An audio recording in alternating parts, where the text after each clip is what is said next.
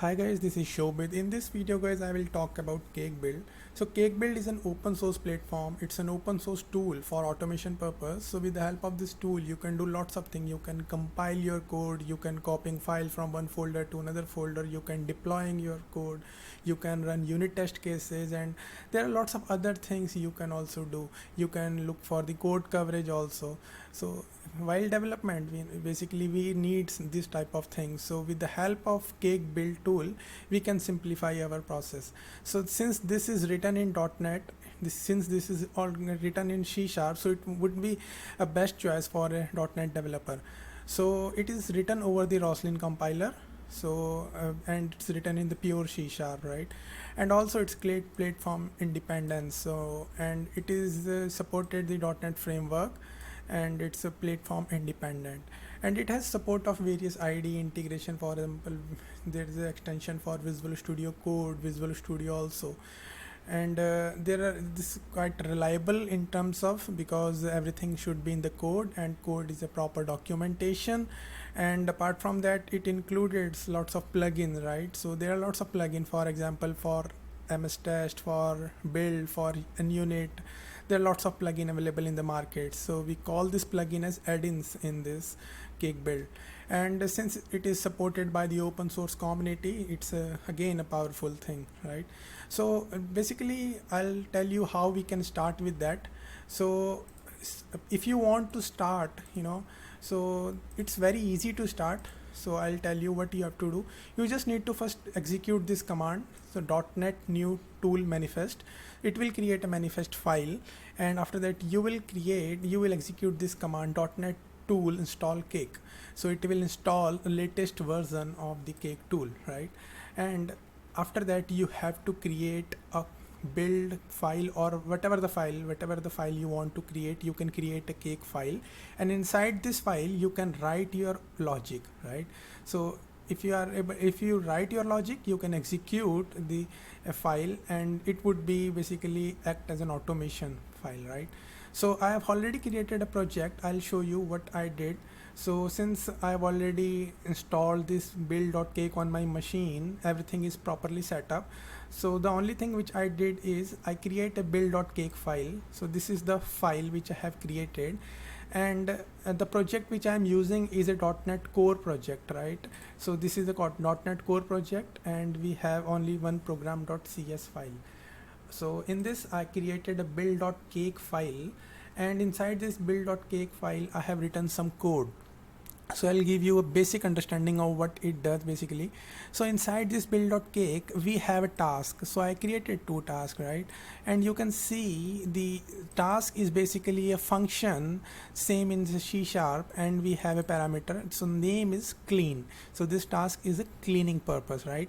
So basically what it does, so again does is a function, and it accepts a lambda, and here basically I need to pass another function. So basically I'm passing a clean directory and the path of the directory, right?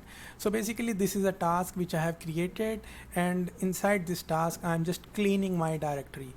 Again we have another task, the build task, and it is dependent on clean. What does it mean? It means that it first execute the clean task, and after that it will execute the .NET Core build. Here we have to just pass the configuration along with the path of the solution file. So this is the two tasks, very simple two tasks I have created inside this.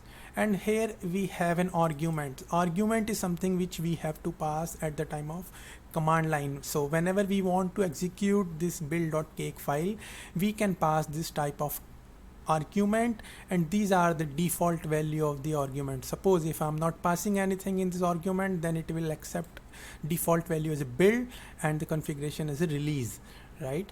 And here we have a run target method. So here in the build.cake file there are lots of similarities you can see, because everything is in the C# and everything is in the form of functions, right? So this is the build.cake file. I'll show you how we can execute this file. So if you want to execute this file, you just need to go to the command prompt and just do this type of command, right? So this is .NET Cake, right? Just a second. yeah, this command .NET cake. So once you do that, it will execute and it will create a build, right? So since I have already mentioned you that first it will go for clean, and after that it will go for build. Why it is go for clean? Because clean is dependent, right? In the build, clean is dependent. So first it will execute clean, and after that it will execute build. So here you can see the timing, what are the timings over here. You can see this timing also, right? And another thing is, since by default I have not passing here, you can see I just execute the command this .NET cake, it automatically execute my build.cake file, which is in the same directory, right? So I haven't passed any parameters, any argument, right? So by default it is you calling build, and inside the build it is calling for clean. So suppose I want to pass an argument, so suppose I want to execute only clean, not build. So what I'll do, I'll just go this is the another command for that. This is the command .NET cake -- target, 2 hyphen is required, and target and clean. So here target is something which I have mentioned over here. This is the target, and I am passing the name which is clean. So what it does, it basically execute the same task which is mentioning over a clean task. Only clean is executing as of now, and no build is there. Okay, so guys, this is the way in which we can invoke this task build.cake file, and we can do some sort of automation. So in the last, I just want to give some benefit of this. For example, if you want to deploy your code base, right? If you are working on an IaaS infrastructure as a code, so that might be a good choice for you. And apart from that, you can do lots of automation in this. Okay, so that's all for this video, guys. If you need any question, if you have any question, you can email me. Thanks for that.